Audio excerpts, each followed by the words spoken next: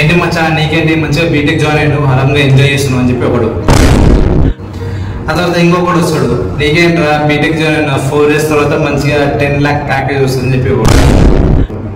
And నీకేం bro మంచిగా BTech join అయినా ఆరాంగా అమ్మాయిలతో తిరుగుతూ ఎంజాయ్ చేస్తూ అండ్ ట్రిప్స్ వేసావు అని చెప్పి ఒకడు. కానీ అసలు రియాలిటీ ఏంది, అసలు బీటెక్ సిచ్యువేషన్ ఎట్లుంది అండ్ జాబ్స్ ఎట్లున్నాయి, ప్లేస్మెంట్స్ ఎట్లున్నాయి అనేది ఈ వీడియోలో మాట్లాడదాం. అలాగే ఇప్పుడు ఎవరైతే ఇంటర్మీడియట్ కంప్లీట్ అయ్యి బీటెక్ జాయిన్ కావాలనుకుంటున్నారో ఏ పాయింట్స్ బేస్ చేసుకొని కాలేజ్ సెలెక్ట్ చేసుకోవాలి అనే దానిపైన ఈ వీడియోలో మాట్లాడతా. So all myself Narender, welcome to our channel.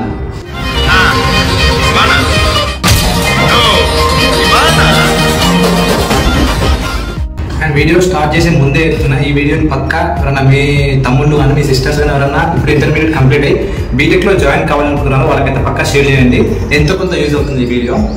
And first point మాట్లాడితే కాలేజ్, ఇప్పుడు ఏ కాలేజ్లో జాయిన్ అవ్వాలి అనే దానిపైన మాట్లాడదాం. ఫస్ట్ బీటెక్ చూసుకుంటే బీటెక్ చేసిన ప్రతి ఒక్కరికి జాబ్ వస్తుంది అయితే గ్యారంటీ లేదు. అండ్ మీరు చూసుకున్నట్లయితే ఈ 2014 నుంచి 2024 వరకు 10 years గ్యాప్లో ఓన్లీ ఎంప్లాయబిలిటీ ఎంత పెరిగిందంటే 50 to 60% మాత్రమే ఉంది మన ఇంజనీరింగ్ కంప్లీట్ చేసిన వాళ్ళకి. సో బీటెక్ చేస్తే ప్రతి ఒక్కరికి జాబ్ వస్తుంది అనేది గ్యారంటీ అయితే లేదు. దీంట్లో కాలేజ్ కూడా చాలా ఇంపార్టెంట్ రోల్ అయితే ప్లే చేస్తాను అనమాట. లైక్ ఏంటంటే ఇప్పుడు నువ్వు టాప్ 1 కాలేజ్లో లైక్ Tier 1 కాలేజెస్లో జాయిన్ అయినాం అనుకో, ప్లేస్మెంట్స్ అనేది ఎక్కువ వస్తాయి కాబట్టి జాబ్ వచ్చే అవకాశాలు అయితే ఉన్నాయి. అండ్ ఇప్పుడు కాలేజ్ ఏ ఇయర్ పాయింట్స్ బట్టి సెలెక్ట్ చేసుకోవాలంటే నేను చెప్తాను. ఫస్ట్ థింగ్ ఏంటంటే ఆ కాలేజ్లో అకాడమిక్స్ ఎట్లున్నాయి అండ్ ప్లేస్మెంట్స్ ఎట్లా ఉన్నాయి, వాళ్ళ స్టాండర్డ్ ఏ విధంగా మెయింటైన్ చేస్తున్నారు అండ్ దానికి నాక్ గ్రేడ్ ఎంత ఉంది, ఈవెంట్స్ ఎట్లా ఉంటాయి. అండ్ ఫస్ట్ థింగ్ నేను సజెషన్ ఏంటంటే ఆ కాలేజ్కి వెళ్ళి రీసెంట్గా ఎవరైనా పాస్అవుట్ అయ్యారా, ఎవరైనా తెలిసిన వాళ్ళు పాస్అవుట్ అయితే వాళ్ళని కాంటాక్ట్ అయితే మనకి వాళ్ళు ఇంకా ఓపెన్గా చెప్తారు అనమాట ఆ కాలేజ్ ఎట్లా ఉంటుంది, స్టాండర్డ్స్ ఎట్లా ఉంటాయి, ఏం కథ అనేది. ఫర్ ఎగ్జాంపుల్ నువ్వు కాలేజ్లో జాయిన్ కావాలనుకున్నావు, ఆ కాలేజ్లో నీకు ఎవ్వరు తెలియదు. సో అప్పుడు ఎలా కాంటాక్ట్ అవ్వాలి, ఎలా కాలేజ్లో తెలుసుకోవాలంటే నేను ట్రై చేసిన ఒక పాయింట్ అయితే చెప్తా. లైక్ ఏంటంటే ఇప్పుడు ప్రతి ఒక్క ఇన్స్టాగ్రామ్ అయితే వాడుతున్నారు. సో ఇన్స్టాగ్రామ్కి వెళ్ళండి, మీరు ఏదైతే అనుకున్నారో కాలేజ్ పేరు సెర్చ్ బార్లో సెర్చ్ చేయండి, పక్కా కొన్ని పోస్ట్ అయితే వస్తాయి. అండ్ అందులో మీరు మ్యాప్స్ దగ్గరికి వెళ్ళండి, లొకేషన్ ఉంటుంది కదా మ్యాప్స్ దగ్గరికి వెళ్ళండి. ఆ మ్యాప్స్ దగ్గర ఎవరైతే నార్మల్గా కాలేజ్ దగ్గర ఫొటోస్ దిగి ఆ లొకేషన్ అయితే మెన్షన్ చేస్తారో పక్కా వాళ్ళ ఫొటోస్ అన్నీ వస్తాయి. ఈరోజు చూడండి పక్కా ఇక్కడ చూసినట్లయితే కొన్ని ఫొటోస్ వచ్చినాయి. సో ఫర్ ఎగ్జాంపుల్ ఈ ఫోటో ఉంది, ఇతను ఈ కాలేజ్ దగ్గర వాళ్ళ కాలేజ్ మెన్షన్ చేసిండు, అప్లోడ్ చేసిండు. సో పక్క ఇతను ఆ కాలేజ్ చదివి వచ్చిండు అనమాట. ఆర్ఎల్స్ ఆ కాలేజ్ దగ్గర అయితే ఏదో ఆ కాలేజ్ సంబంధించి ఎంతో కొంత తెలుసు. సో ఇతను కాంటాక్ట్ అవ్వాలన్నమాట. మీరు మెసేజ్కి వెళ్ళి హాయ్ బ్రో లేదా అమ్మాయిలు అయితే హాయ్ సిస్ అని చెప్పి అలా కాంటాక్ట్ అవ్వడం వల్ల మనకి కాలేజ్ గురించి తెలుస్తుంది అనమాట. అండ్ మీరు ఇట్లా ఒక 10 to 20 మెంబర్స్ పెట్టండి మెసేజ్, అప్పుడు పక్క ఎవరో 3 to 4 మెంబర్స్ అయితే పక్క నీకు రిప్లై బ్యాక్ ఇస్తుంది. అలా వాళ్ళని నీకు ఏమైతే డౌట్స్ ఉంటాయో కాలేజ్ గురించి అడగడం వల్ల మీకు ఒక క్లారిటీ వస్తుంది అనమాట. ఎవరైతే ఇప్పుడు ఇంటర్మీడియట్ కంప్లీట్ అయ్యి బీటెక్ రావాలనుకుంటున్నారో. అండ్ నాకు తెలిసి ఇప్పుడు బీటెక్ జాయిన్ అయిన ప్రతి ఒక్కరు జాయిన్ అయిన 1 monthకి కాలేజ్ గురించి అర్థమైపోతుంది అనమాట. ఎందుకంటే ఇంకా మనం మూవీస్ ఎట్లా చూసినాం అనమాట. సో యాప్టెస్ మూవీస్ కావచ్చు, ఇంకా కొన్ని బీటెక్ సంబంధించిన మూవీస్ చూసి వస్తాం కదా, ఆటోమేటిక్గా ఆ సినిమాలో ఉన్నట్టు ఉంటుందంటే మనం ఎక్స్పెక్ట్ చేసి వస్తాం, కానీ అట్లా ఉండదు బీటెక్లో. And second thing, college join అయిన తర్వాత రూల్స్ ఎట్లా ఉంటాయి, అటెండెన్స్ పర్సెంటేజ్ ఏంటి, మంచిగా బంక్ కొట్టొచ్చా అండ్ సినిమాలకు వెళ్ళొచ్చా, ట్రిప్స్కి వెళ్ళొచ్చా, ఇలాంటి క్వశ్చన్స్ మీకు ఉండొచ్చు. సో వీటి గురించి చెప్తా. ఫర్ ఎగ్జాంపుల్ ఏంటంటే ఇప్పుడు అటెండెన్స్ చూసినట్లయితే అటెండెన్స్ ప్రతి కాలేజ్లో స్ట్రిక్ట్ రూల్స్, ఎందుకంటే ప్రతి కాలేజ్లో 75% మెయింటైన్ చేయాలంటారు. అండ్ కొన్ని కాలేజెస్లో పక్కా బయోమెట్రిక్ ఉంటుంది అండ్ బయోమెట్రిక్ ఉంటుంది అండ్ ప్రతి పీరియడ్ వాళ్ళు అటెండెన్స్ తీసుకుంటారు. ఒకవేళ నీకు 65 కంటే తక్కువ ఉందనుకో అటెండెన్స్ పర్సెంటేజ్, నువ్వు డీటెయిల్ ఇంకా ఏం చెప్పినా విన్నారు. సో నువ్వు పక్కా 65 కంటే ప్లస్ మెయింటైన్ చేయాలి. తర్వాత బంక్ కొట్టచ్చా అంటే అఫ్ కోర్స్ కొట్టచ్చు, ఎందుకంటే యాక్చువల్ కొట్టదు బట్ ఆటోమేటిక్గా కొడతాం మనం కాలేజ్ అయిన తర్వాత, అది బీటెక్ కాలేజ్ కాబట్టి.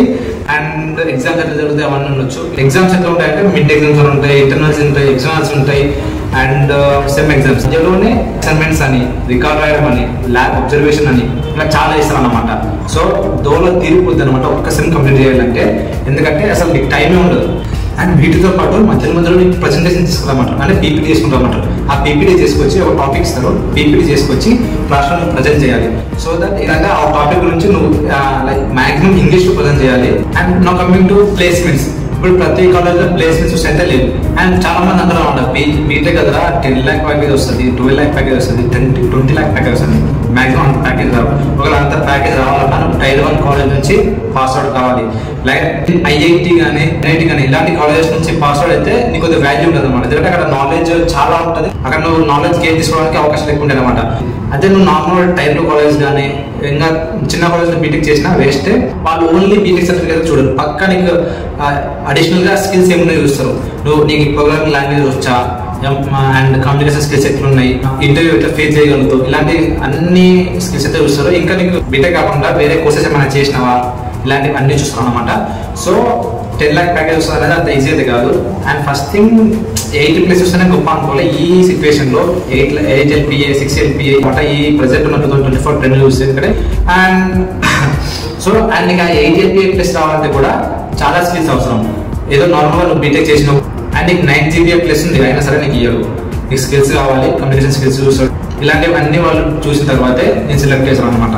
సో ఇప్పుడు చెప్పండి, బీటెక్ చదివితే పక్క 10 LPA జాబ్ వస్తుంది అయితే గ్యారంటీ లేదు, ఇది రియాలిటీ. అండ్ చాలా మంది మన డౌట్ ఏంటంటే బీటెక్ చేసిన తర్వాత గవర్నమెంట్ జాబ్స్ ప్రిపేర్ అవ్వచ్చా అని. అండ్ బీటెక్ కూడా ఈక్వివాలెంట్ మనకి డిగ్రీ అనొచ్చు, ఎందుకంటే గ్రాడ్యుయేషన్. సో బీటెక్ చేసిన వాళ్ళు కూడా గవర్నమెంట్ జాబ్స్ ప్రిపేర్ అవ్వచ్చు, గ్రూప్స్ రాయవచ్చు. నువ్వు IAS IPS లాంటి సివిల్స్ ఎగ్జామ్స్ రాయాలంటే కూడా రాయొచ్చు అనమాట. నేను ఫర్దర్ స్టడీస్ ఫారెన్లో చదవాలంటే కూడా ఎగ్జామ్ రాసి రాయొచ్చు బీటెక్ తర్వాత. ఆ తర్వాత ఇంకా మనం ఇండియాలో కూడా చేసుకోవచ్చు, లైక్ ఏంటంటే ఎంటెక్ చేసుకోవచ్చు, MBA చేసుకోవచ్చు. ఇలాంటి చాలా అవకాశాలు అయితే ఉన్నాయి ఫర్దర్గా చదవాలనుకుంటే. ఇప్పుడు మెయిన్ థింగ్ ఏంటి, ఇప్పుడు మంచిగా బీటెక్ జాయిన్ అయినావు, అమ్మాయిలు ఉంటారు అండ్ మంచిగా అమ్మాయితో తిరగవచ్చు, ట్రిప్స్ వేయచ్చు అండ్ ఈవెంట్స్ చాలా ఉంటాయి, ఈవెంట్స్ డ్యాన్స్ చేయొచ్చు. ఇలాంటి పక్క మీకైతే మైండ్లో ఉంటుంది. సో దాని గురించి చెప్తాను. ఈవెంట్స్ జరుగుతాయి ప్రతి కాలేజ్లో, మాక్సిమం ప్రతి ఒక్క ఈవెంట్ పక్క జరుగుతుంది. కాలేజ్ ఫెస్ట్ అని చెప్పేసి అందులో కూడా మన పోస్టర్ ప్రజెంటేషన్స్, పేపర్ ప్రజెంటేషన్, అంటే ఇక్కడ అకాడమిక్ సంబంధించినవి జరుగుతాయి, కల్చరల్ యాక్టివిటీస్ జరుగుతాయి. సో ఫెస్ట్ అయితే ప్రతి కాలేజ్ లో ఉంటుంది, ఆ టైంలో ఎంజాయ్ చేయొచ్చు. Maximum first year second year ఈ 2 years లో హాలిడేస్ చాలా ఉంటాయి. ఆ హాలిడేస్ లో ట్రిప్ వెళ్ళడం వల్ల ఒక మెమరీ అయితే మనకు ఉంటుంది అనమాట. అండ్ మాక్సిమం జూనియర్స్ ఏం చెప్తా అంటే ఫస్ట్ ఇయర్ సెకండ్ ఇయర్ అయితే ట్రిప్స్ చేయండి, ఒక మెమరీస్ క్రియేట్ చేసుకోండి. ఆటోమేటిక్గా ఒక 1 month అయితే కాలేజ్ గురించి మీకు అర్థమైపోతుంది. సో కాలేజ్ బాగాలేదు అనే ఒక మైండ్ సెట్ ఉండేవాళ్ళు కాలేజ్ జాయిన్ అయిన తర్వాత ఆ కాలేజ్లో ఉన్న ఏమైతే ఫెసిలిటీస్ ఉన్నాయో అవి మాత్రం గెయిన్ చేసుకుని నేర్చుకుంటే బరాబర్ నువ్వైతే కొంత నేర్చుకోగలుగుతావు, ఎంత కొంత నీకు బెనిఫిట్ అవుతుంది అనమాట కాలేజ్లో ఉన్న ఫెసిలిటీ యూజ్ చేసుకుంటే. అండ్ పక్క ప్రతి కాలేజ్లో స్పోర్ట్స్ కండక్ట్ చేస్తారు. అండ్ ప్రతి కాలేజ్లో మనకి ఫీజెస్ ఉంటాయి. ఫీజు గురించి మాట్లాడినట్లయితే మాక్సిమం ప్రతి కాలేజ్లో 1 lakh+ ఉంది. అయితే ఇప్పుడు నార్మల్ SC ST అనుకో వాళ్ళకి ఫుల్ ఫీజ్ ఎంఎస్ వస్తుంది గవర్నమెంట్ నుంచి. లైక్ ఎట్లా అంటే ఇప్పుడు 1 lakh ఫీజులో 1 lakh మొత్తం గవర్నమెంట్ కట్టడం ఇలాంటి వస్తుంది SC ST లకి. అండ్ ఎవరైతే BC ఉన్నారో వాళ్ళకైతే 35,000 అయితే గవర్నమెంట్ జరుగుతుంది. ఫర్ ఎగ్జాంపుల్ ఒక కాలేజ్ జాయిన్ అయినావు, ఆ కాలేజ్లో 1 lakh ఫీ అయితే 35 గవర్నమెంట్ ఇస్తుంది, మిగతా 65 నువ్వు కట్టాలి. ఇలా ఉంటుంది అనమాట కాలేజ్లో. ఒకవేళ కాలేజ్లో 1 lakh కంటే ఎక్కువ ఫీజు ఉంది అనుకో, గవర్నమెంట్ నీకు 35,000 ఇస్తుంది, మిగతా ఎంత అమౌంట్ అంత అమౌంట్ అయితే మనమే కట్టుకోవాలి. ఇది కాలేజ్లో ఫీ గురించి. అండ్ ఎగ్జామ్ ఫీజులు ఉంటాయి. ఎందుకు నువ్వు ప్రైవేట్ కాలేజ్ జాయిన్ అవుతున్నావు బీటెక్కి అంటే పక్క ఎంత చెప్పినా వాళ్ళు ఎంత వీలైతే అంత కాలేజ్ మేనేజ్మెంట్ దగ్గర డబ్బులు గుంజుకోవడానికి వస్తారు. అండ్ రీసెంట్గా ఒక ఇన్సిడెంట్ చూసిన ఏంటి అంటే కల్చరల్ ఈవెంట్ వాళ్ళు కండక్ట్ చేశారు. అయితే కల్చరల్ ఈవెంట్కి ఎంట్రీ ఫీ 6,000. అయితే ప్రతి స్టూడెంట్ ఇవ్వాలని చెప్పారు. అయితే అందులో 2-3 members ఏమన్నారా అంటే లేదంటే మేము రావట్లేదు కాలేజ్కి, ఆ టైంలో మేము ఇంటికి వెళ్తున్నాం, మాకు వర్క్ ఉంది అని చెప్పేసి వాళ్ళు అన్నారు అనమాట. అలా స్టూడెంట్ అన్నప్పుడు కాలేజ్ మేనేజ్మెంట్ ఏం చేసిందంటే పక్క 1000 కడితేనే సెమ్ ఎగ్జామ్ ఫీ కట్టడానికి ఆప్షన్ వచ్చేటట్టు వాళ్ళ సైట్లో అయితే చేశారన్నమాట. సో తప్పక ఇప్పుడు ఎగ్జామ్ ఫీజు కట్టాలంటే అది ఓపెన్ కావాలంటే పక్క 1000 కట్టాలి. నువ్వు కల్చరల్ ఈవెంట్కి రాకపో కానీ 1000 పక్క కట్టాలని చెప్పేసి ఇలా ఎంత వీలైతే అంత డబ్బులు గుజరాలు చూస్తారు.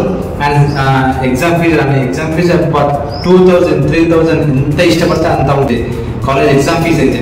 ఆ తర్వాత సప్లీ ఫీజు అని, రికార్డ్స్ అని చెప్పేసి, ల్యాబొరేషన్ బుక్స్ అని చెప్పేసి, మళ్ళీ ఓన్లీ ఆ బుక్స్ పక్క ఆ కాలేజ్ ప్రింట్ ఉన్నదే తీసుకోవాలని చెప్పేసి కొన్ని ప్రైవేట్ కాలేజెస్ తెలుసుగా మన తెలుగు స్టేట్స్లో విద్య అనేది ఒక బిజినెస్ అనమాట. సో అది వాళ్ళు గ్రాప్ చేసుకుంటారు. మనకేంటి గ్రాడ్యుయేషన్ కావాలి, బీటెక్ కంప్లీట్ కావాలి. సో తప్పక మనం తప్పదు మనది. ఇది సిచ్యువేషన్ మన బీటెక్ పరిస్థితి. సో బీటెక్ అంటే నేను అనుకున్నంత ఈజీ అయితే కాదు. సో నువ్వు ఒకవేళ డైలీ నువ్వు క్లాస్లో జరిగిన టాపిక్ నువ్వు డైలీ రివైజ్ చేస్తున్నావు, వాళ్ళు చెప్పిన టాపిక్ నువ్వు రీసెర్చ్ చేస్తున్నావు, నాలెడ్జ్ గెయిన్ చేస్తున్నావు, CGPA మంచిగా 9th place మెయింటైన్ చేస్తున్నావు అంటే అప్పుడు నీకు జాబ్ రావడానికి అవకాశాలు ఎక్కువ ఉంటాయి. ఇంకా ఫర్దర్గా స్టడీస్కి నీకు ఆపర్చునిటీ ఎక్కువ ఉంటాయి. అంతేగాని ఏదో బీటెక్ టైం పాస్ చేసా అంటే మాత్రం waste. So think once before you step into the BTech. So video నచ్చితే లైక్ అయితే చేయండి. సో ఏమైనా పాయింట్స్ మిస్ అయ్యంటే కామెంట్ సెక్షన్ లో కామెంట్ చేయండి. And thank you so much for watching.